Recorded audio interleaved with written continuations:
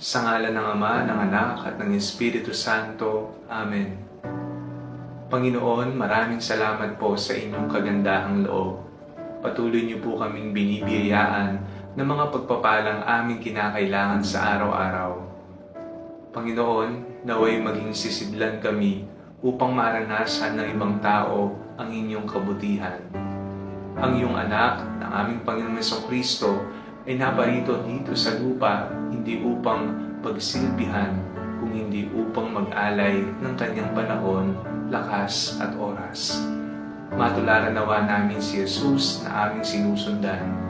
Bigyan niyo po kami ng lakas nang sa ganon magkaroon kami ng isang pusong nakahandang mag-alay ng sarili para sa iba. Ito po ang aming panalangin bago matulog sa ngalan ni Jesus na aming Panginoon. Amen.